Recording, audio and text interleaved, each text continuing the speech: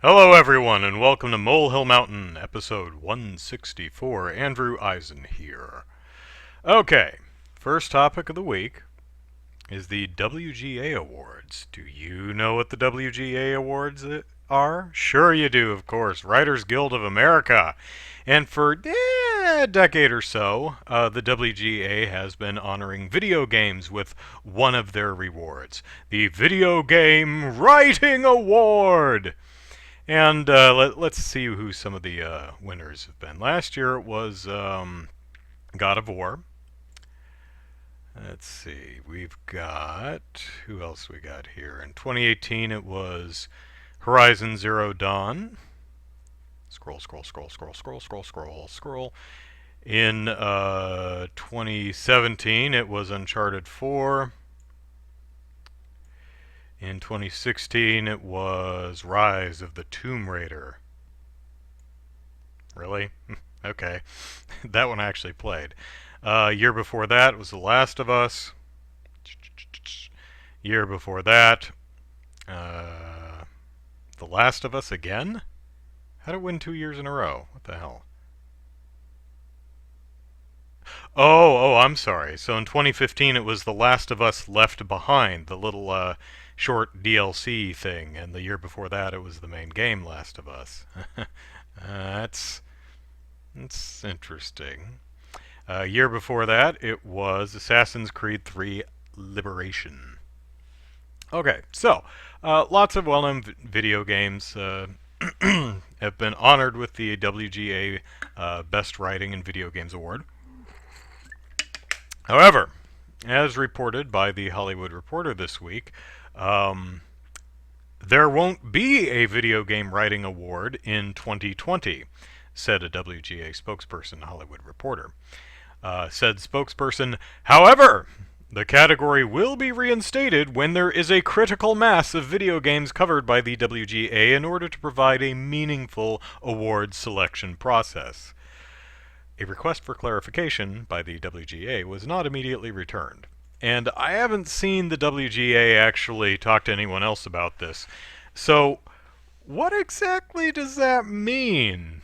The whole it's not going to be this year, but it'll be reinstated. We're not getting rid of it permanently. We're just not doing it this year. We will reinstate it when there is a critical mass of video games covered by the WGA.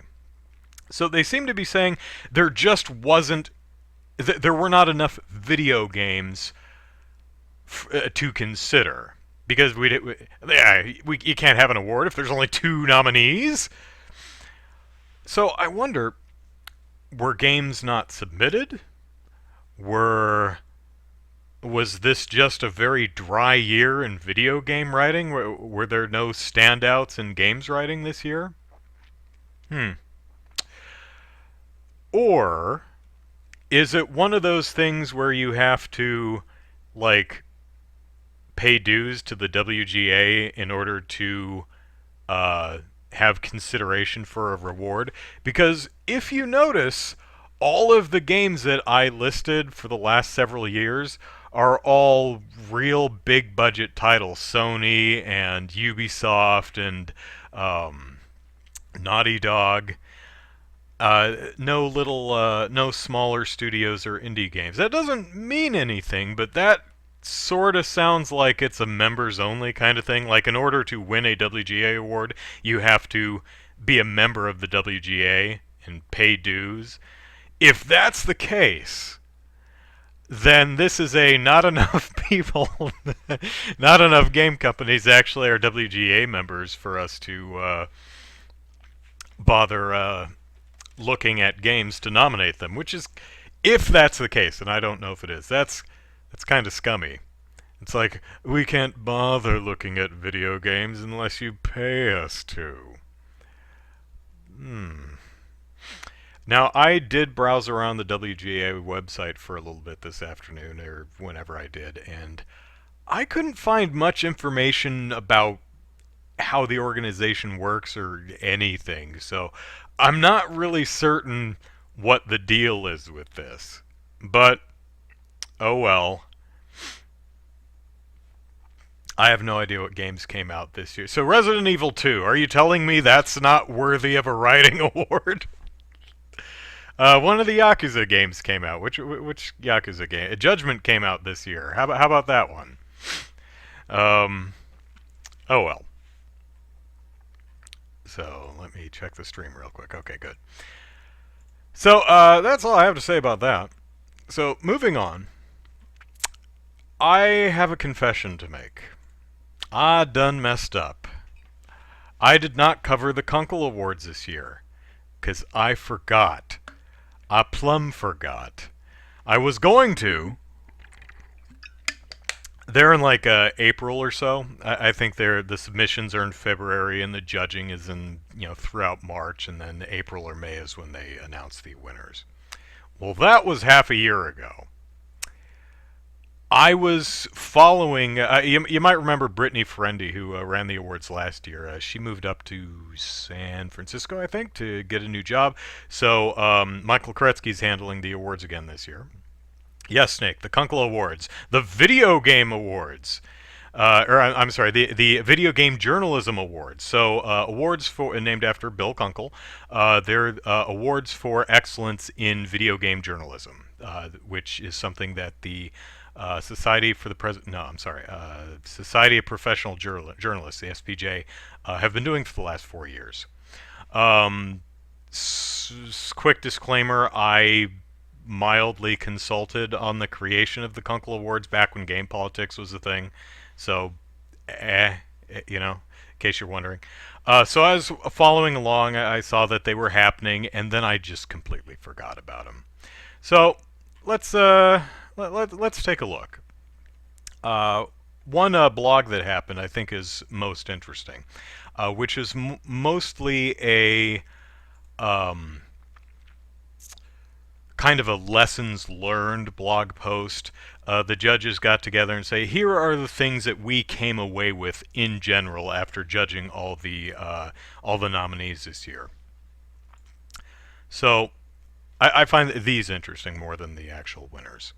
Number 1, reporters aren't recorders.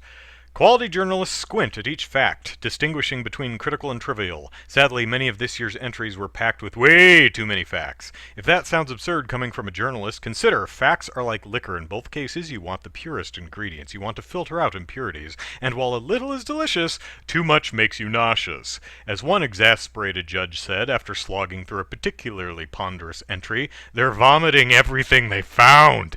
There's a lot of good stuff in that vomit, but it's hard to get through. Now, that's an interesting point. Having no formal training in writing, it was interesting working with a variety of editors who would pare down my work into what was important, because I can at times be verbose. It's one of the things that makes YouTube videos so difficult when you work by yourself. Because a lot of times I'll go back and I'll watch my video and go, how did I not catch that? It's because I don't have an editor. You can become very myopic when you're working solely by yourself. So, editors are important, even though they're butchers. So, number 2. Investigating isn't always interesting. Many entries boasted they were investigations. Most weren't. They were just long lists of mundane facts that didn't propel a story and proved nothing. Imagine a Ferrari with a powerful V12 engine, but each piston firing randomly. The car will make a lot of noise and smoke, but it won't go anywhere. One judge imagined the internal dialogue of some of these journalists.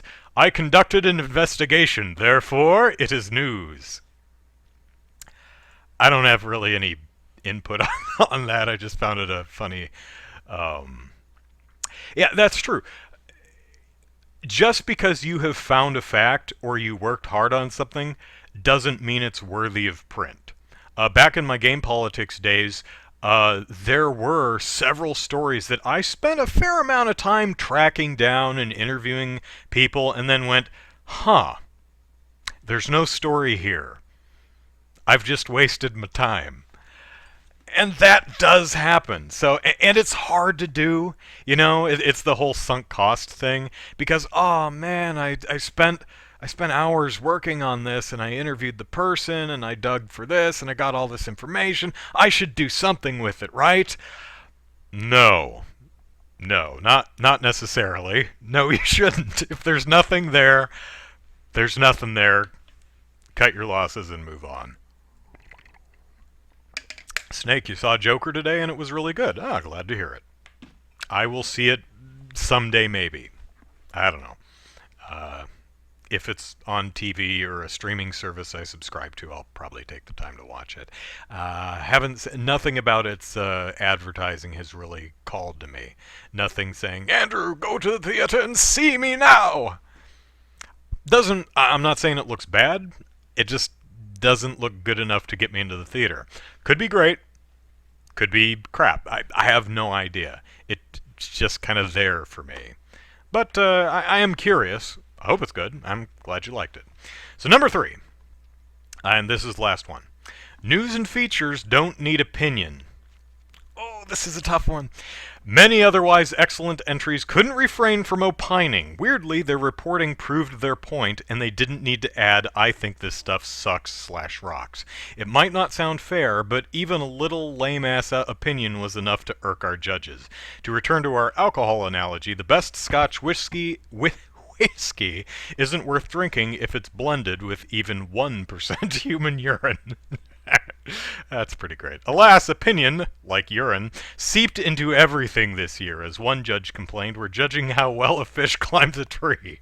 Although there is a fish that can climb a tree. I think it's the mud skipper.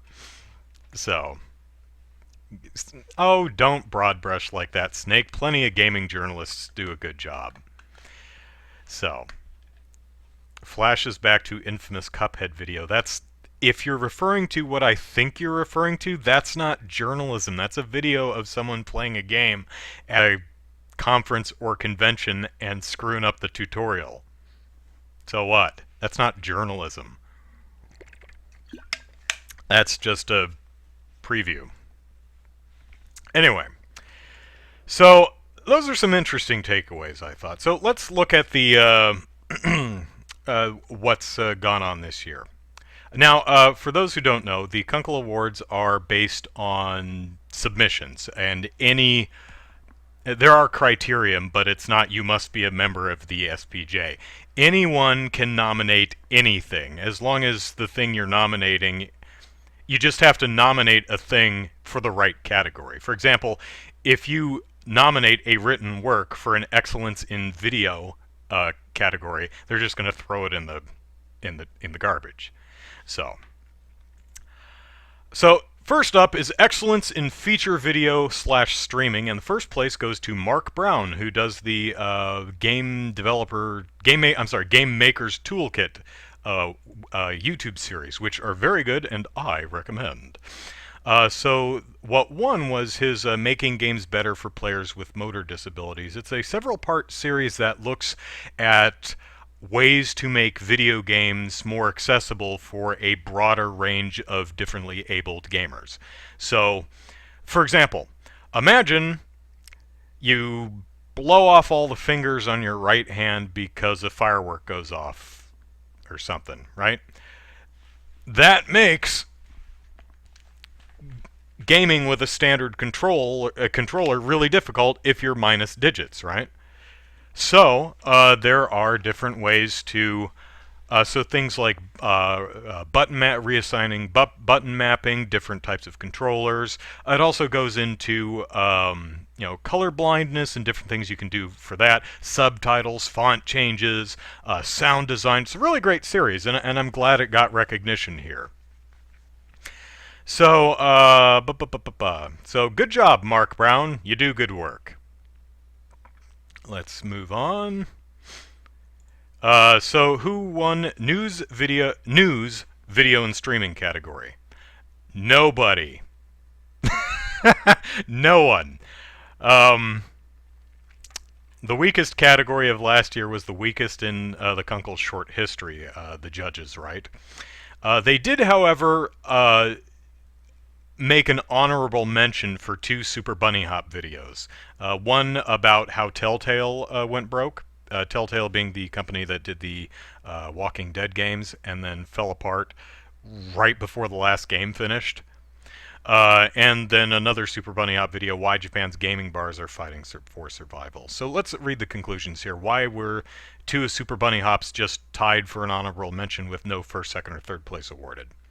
The judges say the two honorable mentions from Super Bunny Hop, which won this category in 2015, judges did something similar last year, issuing a single honorable mention. So what's the problem?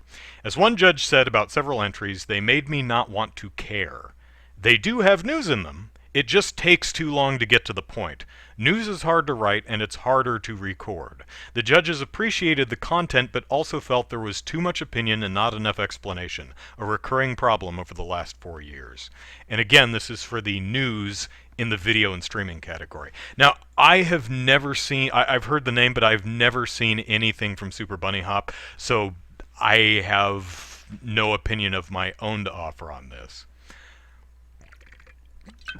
Gulp. All right.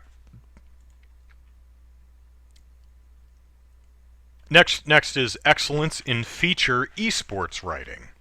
And Megan Fernandez from the Indie Monthly won first place for her Pacers Gaming Has Got Next. So good on her. Says great source. The judges say great sourcing, great info, great reporting. I love how this is set up with the 56-year-old K-Deuce, I have no idea what that is, and how the anecdotes continue throughout the story. It delays the inevitable, here's what esports is, until you're invested in somebody from the story. It's obviously crafted with the magazine's average reader in mind. So, good job, Megan. Although I do like Vivian Cheng from the House News got an honorable mention for an article called Twitch Please. I just kind of like that. That's a good title. I like that. The judges say this is a story that can juggle the personal and the big picture, and I really hope people submitting to the Kunkels are looking at this kind of story. There are interesting and sad details, and the story is tightly focused even as it moves between players. Not sure the overall theme is strung together too well, but we have the ingredients we've been looking for. Next up is excellence in college gaming journalism. If I'm not mistaken, I think this is a category that Brittany added when she was, when she was running the Kunkels. And it's a good idea. So first place was won by Lydia Niles from the Daily Orange for a slice of life article called SU Students Esports Startup Receives $500,000 in Investments. That sounds really dry to me. That sounds like something I definitely would not click on. But the judges say telling the story of how the business began results in a pretty cool human interest piece. It kind of feels like a press release at first. Still, a fine explanation of a significant investment. Next, excellence in feature writing. First place, The Legend of Nintendo by Felix Gillette from Bloomberg. And the judges say, insightful and understated ways, love how they place Nintendo culture in the context of Kyoto culture. It manages to juggle the business sensibilities and a human interest space. Another judge was less impressed. Damn, does the journalist love using flowery, pretentious language, phantasmagoric, zoologically ornate, kaleidoscopic. On the bright side, this feature has a lot of information about things the company has sold, as well as the projections and commentary from the people in charge. Oh, hey, and third place was Colin Campbell, who has been an editor of mine, and has spiked some of the things I've written. So, but good writer. He's actually won some awards, and I think it's well deserved. I don't know him personally, but yeah. Let's see. Okay, so next category, and this is the last category in news reporting. First place, Cecilia D'Anastasio.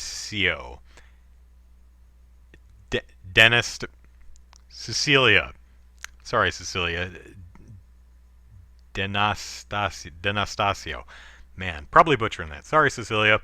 From Kotaku for an article called Inside the Culture of Sexism at Riot Games. Now, we actually talked about this story way back earlier this year when it happened. He worked. No. He didn't work under Snake S. He worked under me. No, Colin didn't work under me. I worked under him. He was my editor, as in he edited my stuff. He commissioned the articles I wrote. I think I wrote like 4 articles for him back in 2006, 7, 8, somewhere around there. 9. I don't know. Late 2000s. So and he spiked some of my stuff, and it was really good.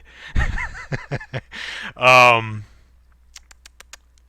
Judges say about this, fantastic anecdotes from months of reporting. An important story. I remember this story and people talking about. Another judge liked it, but not as much, saying a bit more self-congratulatory than I would like, but forgivable given the nature of the work. And Koretsky chimes in. Then again, he's our resident hard ass, so... This is cute, too. This is also a piece I remember. Second place, Inside Rockstar Games' Culture of Crunch by Jason Jason has told me how to pronounce his name, and I keep forgetting. Scherer? S-C-H-R-E-I-E-R. Crap. He's told me how to pronounce his name. Can't get it. Sorry, Jason.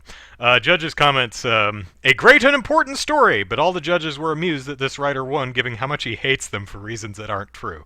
No real reason to get into the beef, but Jason had a fairly poor reaction to the Kunkel Awards in general last year before sometime, and was less than charitable and kind towards them, which... You know, if you know Koretsky, he's like, whatever. I'm still gonna judge. You still get an award because your writing is good. So, and that was a great piece, and an important piece too, because that actually kickstarted, not as much as maybe we would have liked, but helped broaden the awareness and seriousness of crunch culture in major video game studios. This last one I find really, really interesting because I asked Brittany about this when I interviewed her last year. The honorable mention goes to a article that appeared on Breitbart called Fact Check, Video Games Do Not Cause Violence. Now, I had asked Brittany last year if the source of a submission was taken into consideration at all. For example, would you accept something from Breitbart? Would you accept something from Daily Stormer? Would you, would you accept a piece from a source known for lying? Apparently they did. I honestly don't remember her. She had a nuanced answer. I don't remember what it was. But apparently they did. But I find the judge's comment really interesting here. All 3 judges called this interesting. One said, if we accept Trump talking about a topic as news, this isn't terrible.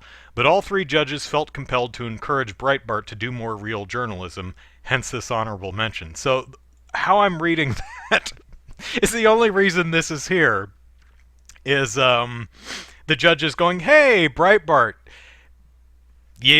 like a broken clock, you're right on this one. You should be right more often. So that rather amuses me, if it is indeed meant the way I choose to take it. So the Kunkels. I may contact Koretsky and see if he wants to drop by for an interview, but I'm still working on trying to find a Google Hangouts replacement, and I have not found one yet. So anyone has any ideas in the chat, let me know. Ideally, it's something that will automatically switch the view between the 2 cameras, so I don't have to like record both and then edit it. I don't want to do that. I just want to record it and go. So, all right. Enough Kunkels. So, Marvel's Avengers, and I mean the video game from Crystal Dynamics, a studio that has Snake says Discord. I might look at Skype, see if it does the... Last time I looked at Skype, I think it did 2 separate windows. It didn't just switch between the two. Discord, I'll have to look at, but I appreciate the thought.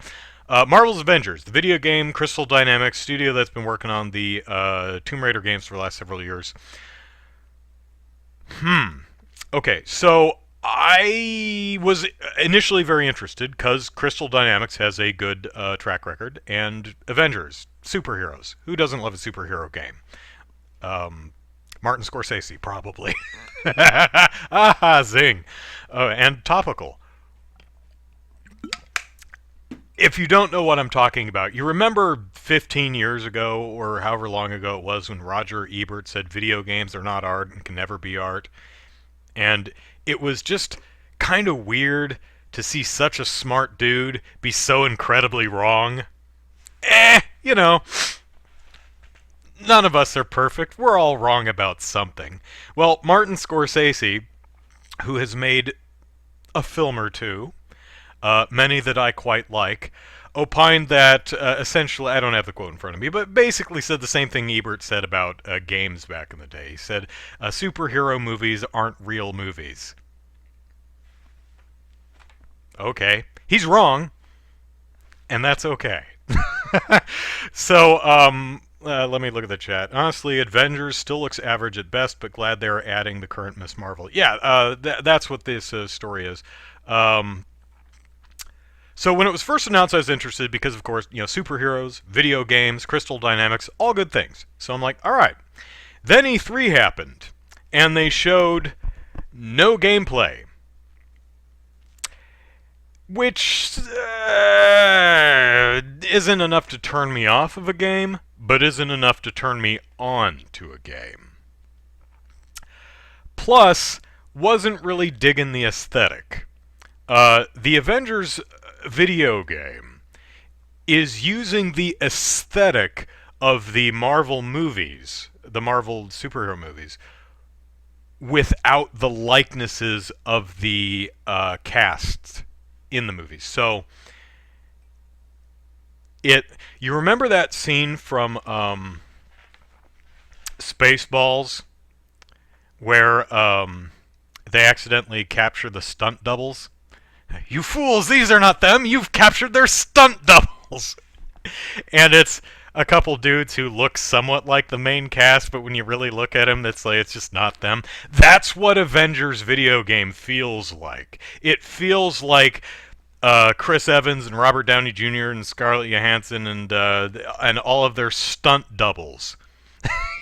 That's what it feels like. Because it's not stylized, it's not their own thing, it's really truly using the Marvel movie aesthetic and design, but without the likenesses of the movie casts.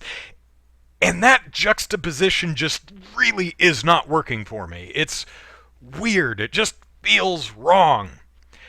And then Crystal Dynamics was on stage at E3 and said, and we're going to support this game for years to come, making it sound like one of those damnable live service things that just... The reason I don't like that is because it feels like the game doesn't actually have an ending. And I like games that end, or at least are a whole thing. So that makes me really uneasy. All that being a lead up to Miss Marvel, Kamala Khan, is not only in the game, which we all knew from the preview footage, that was clearly her in the footage, but appears to be is not only playable, but also playing a really sizable role, it appears. Now, if you don't know Miss Marvel, Kamala Khan, Miss Marvel's powers, she's Elastigirl. She's stretchy. She works. I really like the way they're animating her attacks, and her design works really well. But I think the reason it does is because there's no actor playing Kamala Khan in the movies yet. So, which makes me think, the Bruce Banner and Tony Stark and Thor looks that they have in the video game would probably be fine if it weren't for the movies, As I've said before, there's nothing technically wrong with the character models. They just look off because they're using the MCU design and aesthetic, but not the likenesses. There is no likeness for Kamala Khan yet, so it's not bothersome. So, kudos. Looks really cool. I really like the way they're animating her attacks with their stretchy limbs and stuff. It looks really neat. Let's see. Snake says, if I don't see gameplay, I assume the worst. I kind of take that perspective too. If you're not showing me the game, I suspect there's a reason for that. Now, that reason may be we ain't done yet. It's not in a state where you can see it because we just started it, or we just don't have it ready yet. Or the game sucks and we don't want you to see. So, one is fine. We want to tell you about the game, but we honestly just don't have anything to show you yet. Okay. Or the game sucks. Matthew says they would have been better going with cartoony. Aesthetic is the. Okay. Yeah. Little typo there, Matt, of the Ultimate Alliance game. Yeah, well, I don't think it has to be exactly and I don't think that's what you're saying. It does. Look at the Marvel Alliance games.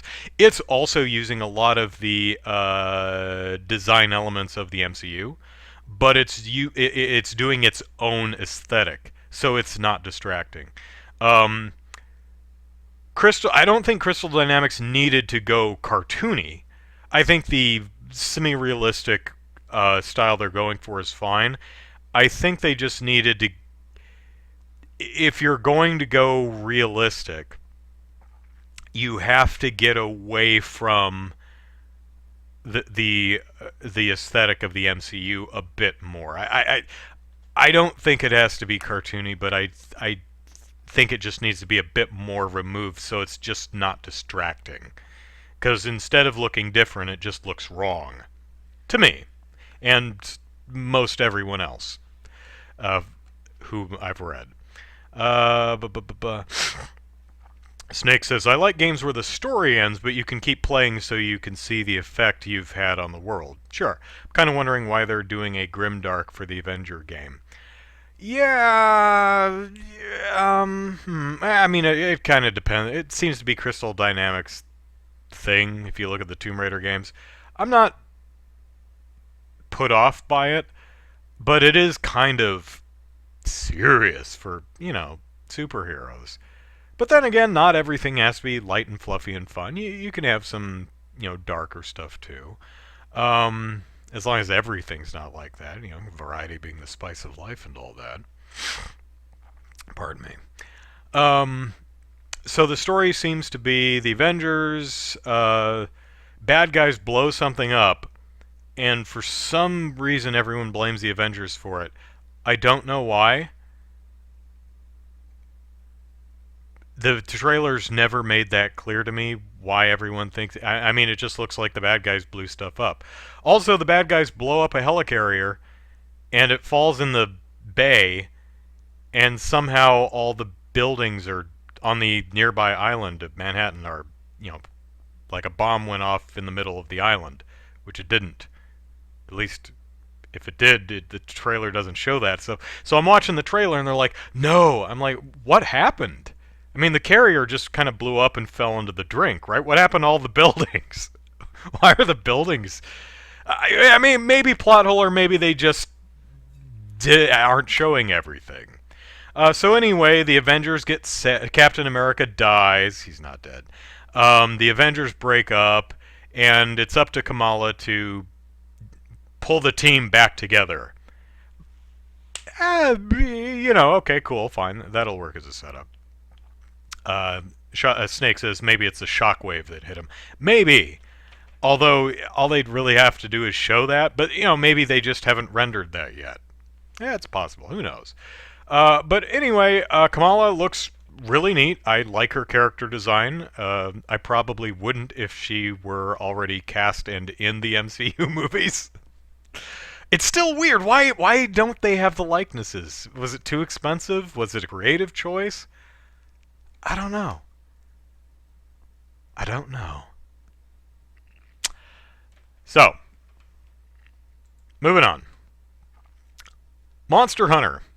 Because I don't get sick of talking about this. Ugh. I am having throat problems. My voice is really sticky. I don't know why. Shadow is Tsushima? What? Ghostwire and the game. I know what you're talking about. Yeah, Ghostwire. They didn't show anything of, so I have no idea what that game is. Death Stranding. All they've shown looks really boring to me. So, yes, Shadow of Tsushima. Yeah, I'm really looking forward to that too. I was hoping we'd hear more about that at E3, but nope. What was I talking about? Monster Hunter. Yes. So if you play Monster Hunter, it's basically there are dinosaur-shaped loot boxes wandering around, and you have to hit them with a stick until they pop open, and you can get the rewards out of them. And like loot boxes, some rewards are rarer than others. Typically, yeah, Snake, you told me on Twitter you got Generations. Is that what you got? I hear that's a really good one. That from what I understand, that game does a very nice job of kind of collecting all the major elements of Monster Hunter from the entire series and putting them in one place. So, as places to start go, that's probably not a bad one. It says it's fun. I started my 3-star quest and fought a giant bear. Is that bear? Is it starts with an A? Is it? I'm thinking of one that's kind of like a honey badger. It looks like a bear, but goes after honey. Anyway, Arzaroth. I don't know. Anyway, some of the rarest materials are like gems. Those are like the really low drop rates.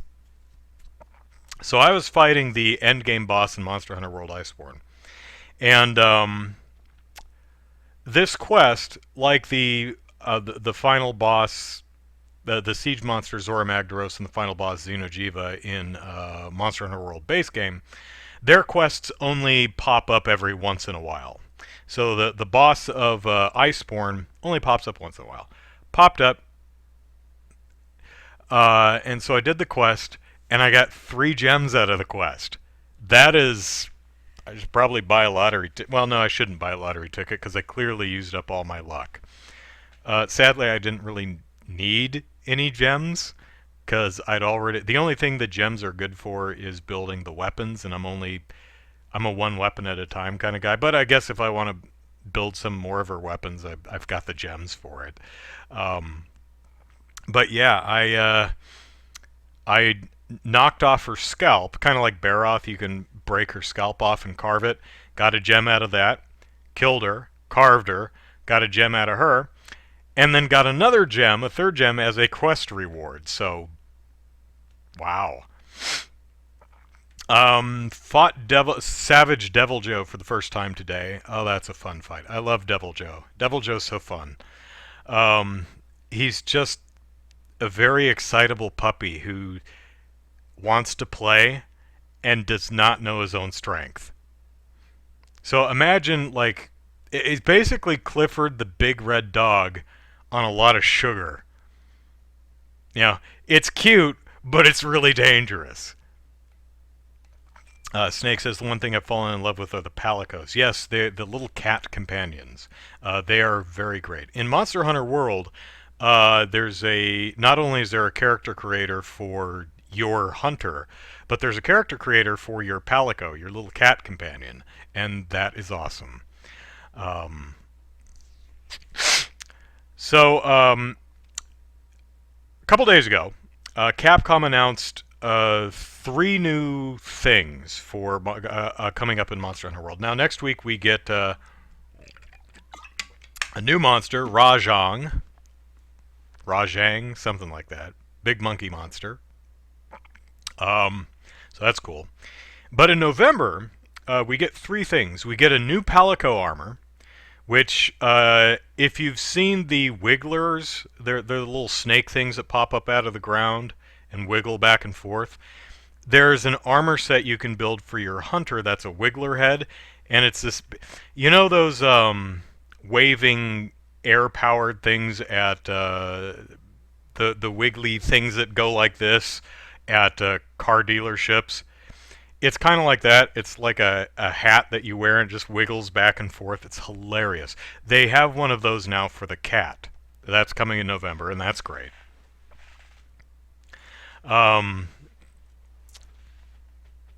Snake says, my palicos have little skirts. They wear plague doctor masks and have rifles. Great. Mine, I'm wearing the final, my cat's wearing the final boss armor, and it's kind of a Buddha pose. Am I sitting back far enough?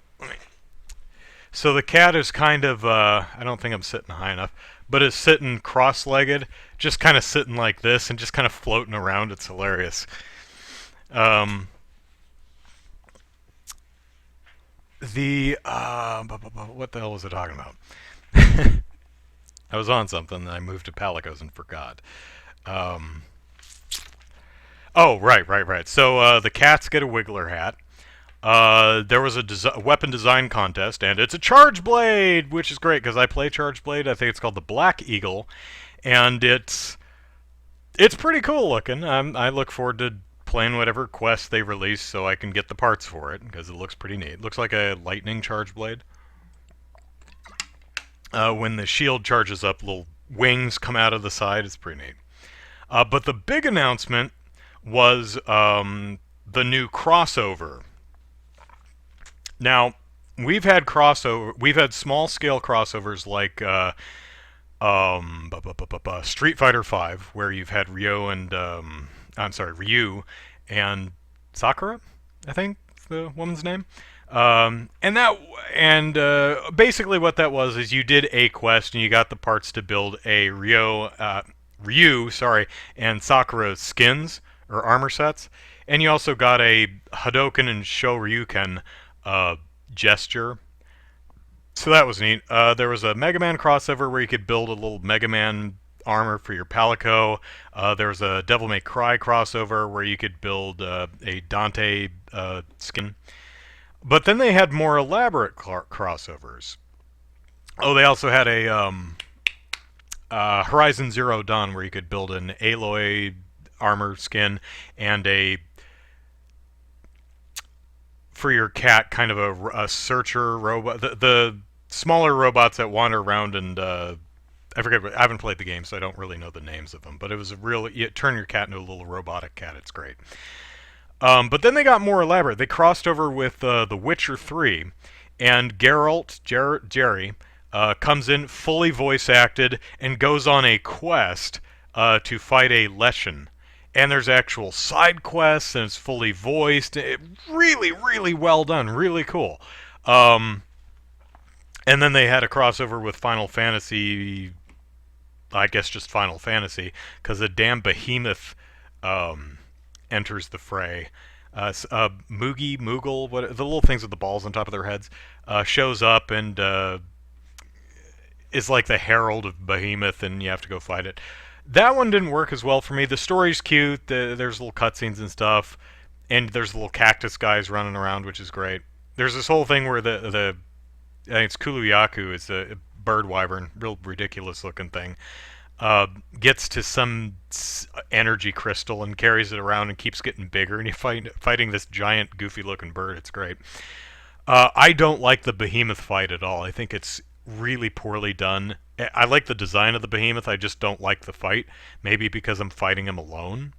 Because he barely attacks. He just sits there and spams tornado, which you can flinch him out of, but eventually you're going to run out of flash bombs. Or be busy, you know? And he just litters the arena with tornadoes, which you can kite over to the end, but it is just no fun. I hate the behemoth. So we know there's going to be another Horizon Zero Dawn crossover. Hopefully it'll be more along the lines of The Witcher 3, where you have actual cutscenes and custom quests, and maybe a guest monster like that robotic T-Rex thing. That would be cool.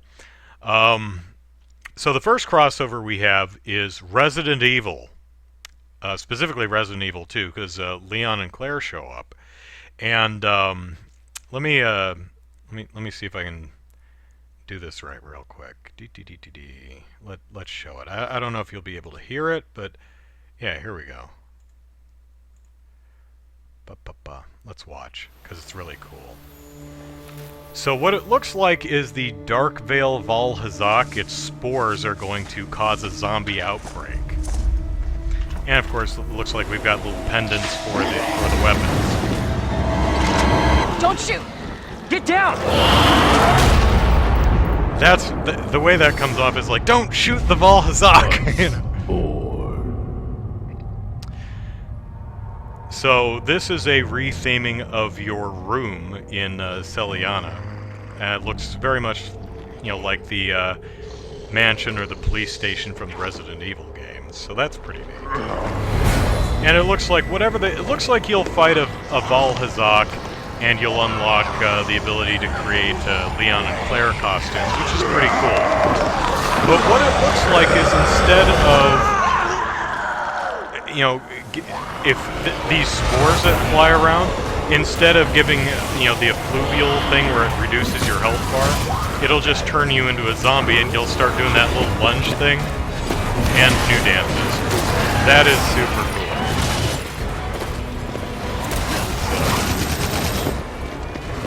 Yay, dancing. It's probably going to be $4 or $5 to buy that dance. But there's more. Mr. X? Do you fight Mr. X? No! The handler gets a Mr. X costume.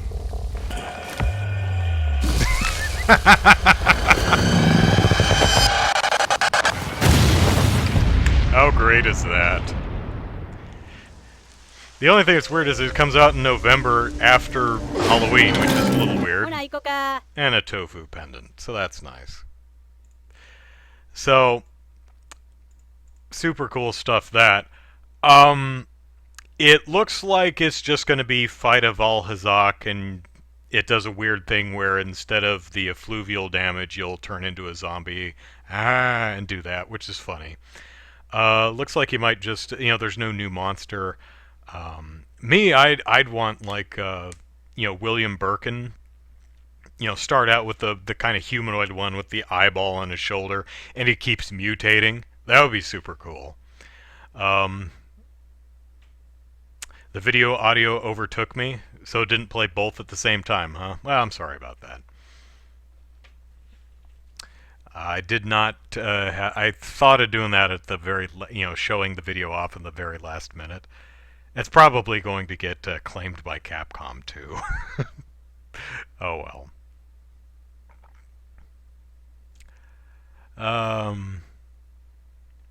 Oh, okay. Just I needed to turn down the volume. All right. Sorry about that. So that's super cool. I'm looking forward to that. In fact, I've got kind of a list of crossovers and new monsters I'd like to see in not Resident Evil, Monster Hunter. Hello, Chaos. So maybe I'll make a video out of that if I can find time, but it's tough because I don't have a ton of time. I have to do some work tomorrow, and I'm also working on a birthday present for my sister, which I think is going to happen. It's going to be really cool. I'll definitely make a video out of that if it happens, because it's super cool. What else did I do? Oh, yeah, the Extra Life charity event thing. So that's coming along swimmingly. If you follow me on social media, you might see a lot of, not a ton, but some spammy looking notifications, like I'm playing video games to raise money for kids, hashtags for the children, that kind of thing. Those are automatic. I'm trying a new thing. Those are automatically generated. They send every Tuesday and Friday. There's one that sends 14 days out, one that sends 7 days out, the day before, the day of. I don't have the ability, so far as I've seen, to actually edit them, so they read a little corny and dry. Not my corny, someone else's corny. I prefer my corny. So also, it's probably going to send a tweet or something every time someone donates. So if you're getting flooded with those, that means a lot of people are donated, and that's good. But I hope that's not annoying. Um, anyway, that's November 2nd, Saturday, November 2nd, starts at noon, goes for 24 hours. I'll be playing Super Mario Maker 2.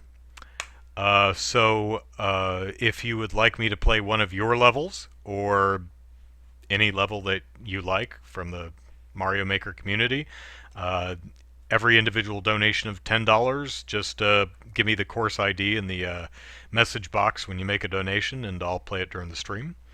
I'll also be playing Monster Hunter World Iceborne, and I'll be getting PlayStation Plus, so if you would like to join me on a hunt during the stream, you are more than welcome to. However, every cart is going to cost $5, a $5 donation. So every time we cart, and that goes for me too, every time we cart, every time a hunter carts, that hunter donates $5 to the charity. And that goes for me too. So,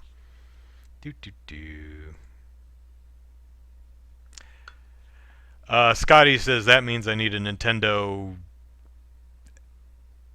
something subscription online. Yeah, I do need Nintendo Online, and one of my users, who was it? Oh, it's Chaos. Yeah. I was remembering your name instead of instead of who it was. Scotty, yeah, Chaos donated a Nintendo Online subscription for me, so that's all taken care of. Just need to get a PlayStation Plus also.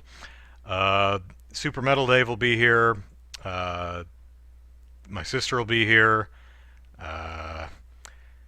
Some of the stretch goals are doing another exercise game, maybe maybe Just Dance, maybe something else.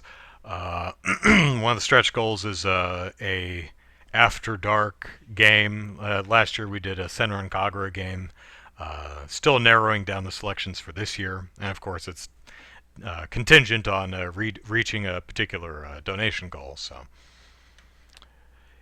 am I planning any Christmas events? No, but I could. I'm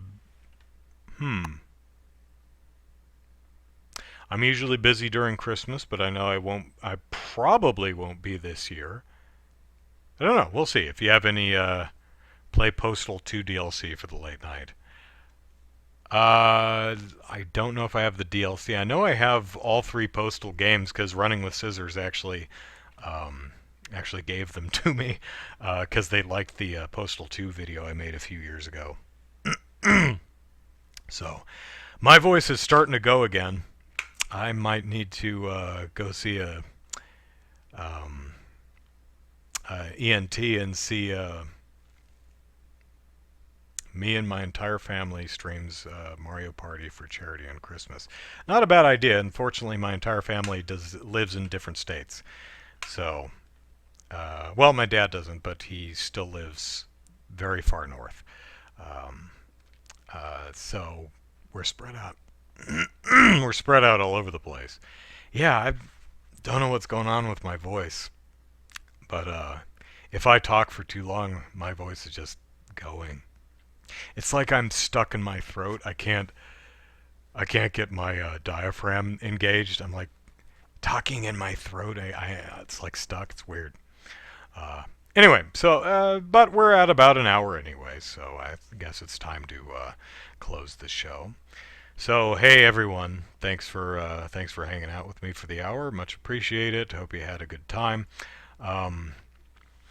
Follow me on Twitter at Andrew Eisen. Type my name into YouTube. You'll find my YouTube channel. Just did a debut review for something. What did I debut review? Oh, Creepshow. Yeah. Creepshow came out on Shudder. So I did a debut review for that, so check that out. I've got some other debut reviews planned that I think will be pretty cool.